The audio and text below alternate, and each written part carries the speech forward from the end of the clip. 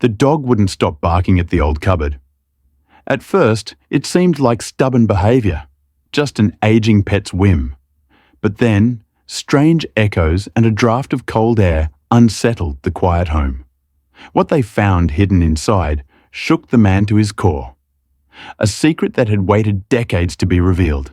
John, 58, lived quietly in a small countryside house surrounded by fields and memories. His face, worn by time, carried a scar on his right cheek, and his blue eyes often seemed lost in thought. Though life had slowed, he wasn't alone. Beside him was Max, his faithful golden retriever, now 13 years old with silver around the muzzle. On a chilly morning, John poured coffee when Max began barking wildly at the old wooden cupboard in the corner. Startled, John frowned. That cupboard had stood untouched for decades. Why would Max fixate on it so urgently now? The cupboard was heavy oak, passed down from John's father. Its surface was cracked, its hinges rusted, long ignored. Max's barking grew sharper, his paws scratching against the wooden floor. John bent down, placing a hand on the cupboard's side. Dust clung to his fingers, but something else caught his attention. The sound. When he tapped the lower panel, a hollow echo answered back. His chest tightened. For years, he dismissed his father's cryptic warnings about never opening that cupboard. Now, with Max's urgent behavior, those warnings returned like whispers from the past, pressing heavily on his heart. John retrieved a flashlight and knelt again. Max whined, tail stiff, ears alert. The beam revealed little inside, only chipped plates and glassware stacked carelessly. Yet Max's eyes stayed locked on the cupboard's base. John pressed the panel again, harder this time. It shifted slightly under pressure. His pulse quickened, the hair on his arms rising. There was a hidden space beneath. The air felt colder, heavier. Max barked furiously now, scratching as if to help. John drew a sharp breath, torn between fear and curiosity. He knew something was buried there, something his father had fought to conceal. Sweat gathered on John's forehead as he fetched a screwdriver. The panel resisted, groaning with age, but finally gave way with a loud crack. Dust clouded the air. Inside lay a small metal box, scratched, rusted, its lock corroded by time. Max sniffed it intently, growling low. John lifted the box onto the table, his calloused hands trembling. What could be inside? He imagined old coins, maybe war memorabilia. But the weight felt different. Uneasy, he sat, staring. Max pawed at his leg, urging him forward. With trembling fingers, John pried at the lock. The moment of truth had come. The lock snapped open. The lid creaked, releasing a musty smell of forgotten years. Inside were bundled letters, a faded photograph, and a revolver wrapped carefully in cloth. John froze.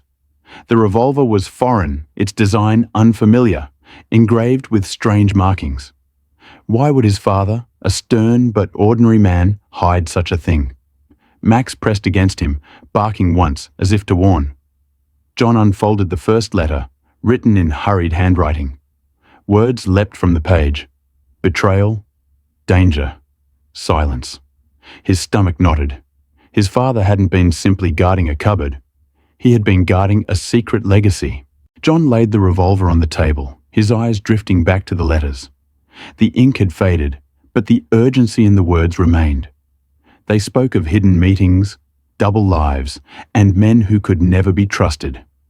His father's stern silence suddenly made sense. Max whimpered softly, his muzzle resting against John's leg. The dog's presence grounded him, yet the weight of discovery pressed harder. Why had his father hidden all this? And why in their home? John's hand tightened around the photograph, wondering who the stranger beside his father was. Outside, the daylight felt colder. He picked up the photograph again, holding it near the window where sunlight revealed its details. His father stood stiffly, smiling faintly, with another man at his side. The cupboard, polished and new, loomed behind them. Max barked once, his tail stiff, as though reacting to something unseen. John whispered, "Who were you, Dad?" A lifetime of questions swirled in his mind. The revolver, the letters, the warnings, they painted a picture of secrets too dangerous to speak. John's scarred cheek tightened with unease. For the first time, he wondered if the past his father carried might still reach for him. John unfolded another letter, the paper fragile, nearly falling apart. The words told of betrayal, someone close who had turned against them, and the danger of exposure. A chill ran down his spine. He had always thought his father was just a simple veteran, stern but honest. Now he saw a man who carried shadows. Max growled at the cupboard again, as if warning there was more. John leaned forward, pressing the hollow wood. Another echo. His pulse quickened. Could there be another hidden chamber? He pushed harder, and the wood shifted slightly, releasing a faint draft of air. Determined, John removed the back panel, his hands steady despite his racing heart. Behind it lay another compartment, smaller, darker. Max sniffed furiously, scratching the wooden floor. John reached inside and pulled out a cassette tape wrapped in cloth. He stared at it, stunned. His father had hidden not only letters, but a voice. Dust clung to his fingers. He dug through storage, finding an old player. Max sat close, ears perked, waiting. John inserted the tape. Static filled the room. Then a man's trembling voice. If you are hearing this, they know. Protect the box. Protect your family. The voice on the tape grew more frantic. It spoke of spies, betrayal, and a meeting that had ended in blood.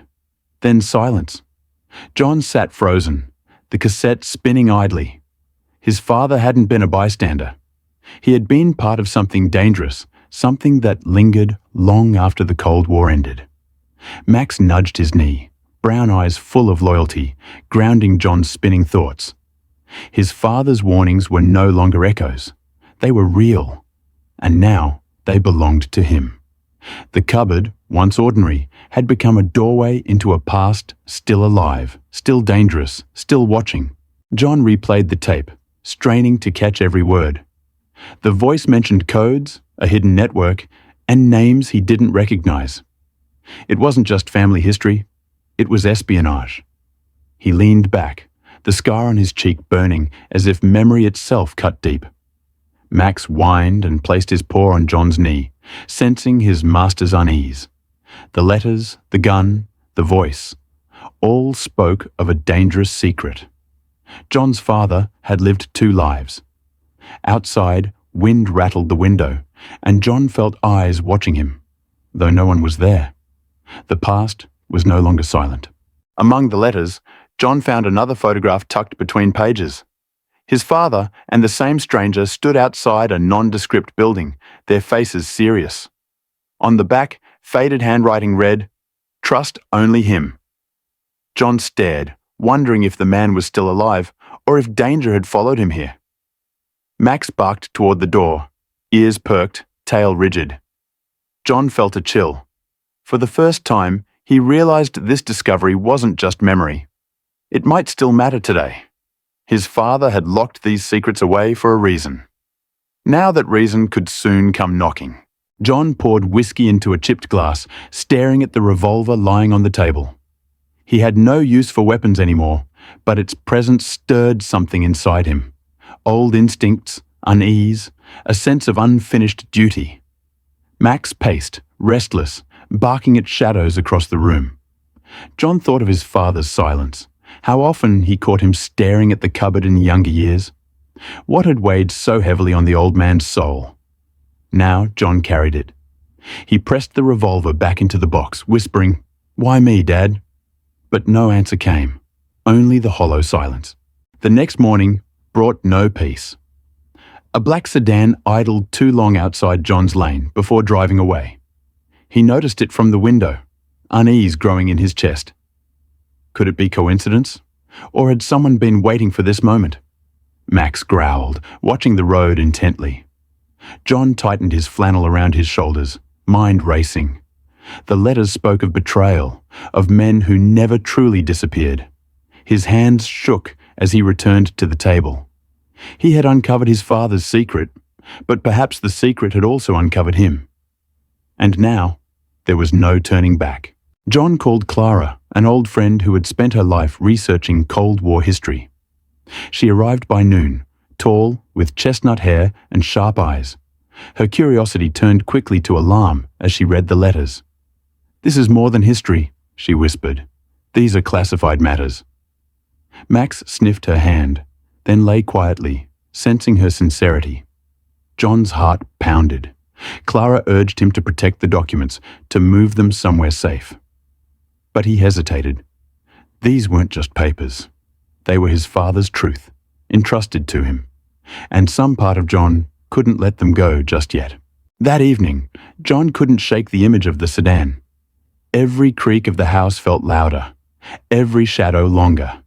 He paced the wooden floor, his boots echoing in the silence. Max stood at the window, growling softly at the darkness outside. John clutched the journal, running his fingers across the faded cover. His father's words echoed. Silence was my shield. But silence no longer felt safe. He wondered if people were still searching, waiting for the past to resurface. The cupboard was empty now, but its secret had already spilled into the open, and danger might be near. John tried to sleep, but was haunted by the words from the tape. He awoke at dawn to Max barking sharply at the front door.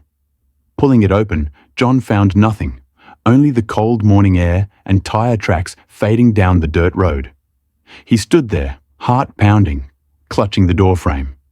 Max stayed close, his old golden fur bristling. The world outside felt suddenly smaller, as if closing in. John returned inside, locking the door behind him. The letters lay spread across the table, fragile but powerful. He realized he was no longer just a man. He was a keeper of history. Clara returned the next day with a stack of her own notes. She compared the names in the letters to declassified files she had studied.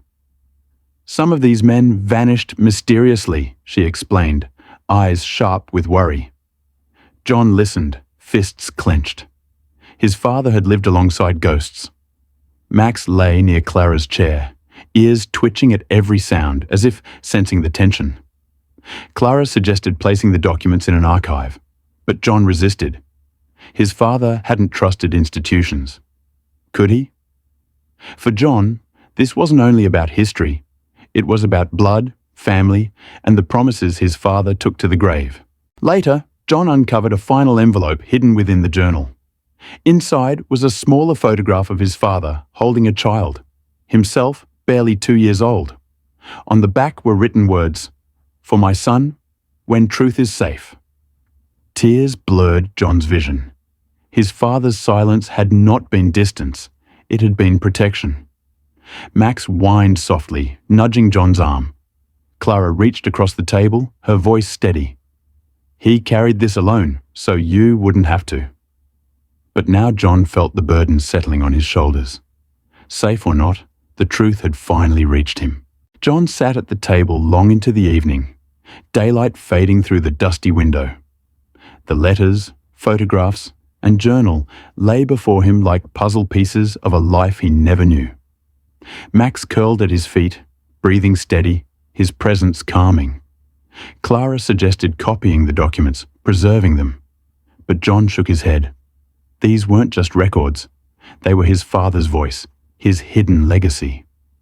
He imagined his father, staring at the cupboard in silence, carrying secrets too heavy for words. Now the silence was broken, and John understood. Some legacies aren't found in glory, but in sacrifice. Restless, John returned to the cupboard. Something still gnawed at him. He tapped along the back wall and froze. Another hollow sound. With careful hands, he pried away a hidden panel. Behind it lay a leather-bound journal, pages brittle with age. Max barked once, then sat, watching intently. John opened the journal, heart racing. Inside were codes, maps, and a detailed account of covert operations. Each page revealed a world his father had never spoken of. His father hadn't been just a quiet veteran. He'd been a keeper of dangerous secrets, protecting his family from shadows. John spent hours turning the fragile pages, each line handwritten by his father. The journal was part confession, part record, and part warning. It spoke of spies who vanished, operations that never reached the history books, and promises sealed in silence. At the back, his father had scribbled, "If my son reads this, forgive me. I chose silence to protect you." John's throat tightened. His father's burden had been immense, a lifetime carried quietly. Max rested his head on John's knee, sensing his grief. For the first time, John didn't just see secrets. He saw sacrifice and love. The final pages of the journal shook John deeply. His father described long nights fearing discovery, watching every car that passed, listening for knocks at the door that never came. He admitted loneliness, but also pride in protecting his family. John read until his vision blurred with tears. He whispered, "I forgive you, Dad." Max whined softly, pressing close, offering wordless comfort. Clara sat quietly nearby, her eyes moist. The cupboard was no longer terrifying.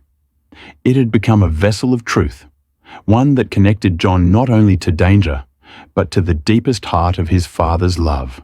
John carefully gathered the letters, photos, revolver, tape, and journal, placing them gently into a wooden box. He didn't know if the world would ever see them, but he understood now that they were more than history. They were a legacy. Max wagged his tail, calmer than before, as if knowing the secret had finally been honored. Clara helped close the cupboard, its panels empty for the first time in decades. Sunlight streamed across the floor, bright and warm. The house, once heavy with silence, felt lighter now. The ghosts had spoken. The burden had finally been shared. That evening, John sat in his favorite wooden chair, Max curled peacefully at his feet. The setting sun painted golden streaks across the walls. He gazed at the cupboard, now just a piece of furniture, stripped of its shadows. A faint smile touched his scarred cheek. "Thank you, Dad," he whispered softly, "and thank you, Max." The dog thumped his tail, eyes shining with loyalty. For the first time in years, John felt true peace. The terrifying secret had not destroyed him. It had given him understanding, connection, and closure. The past had spoken, and love had endured.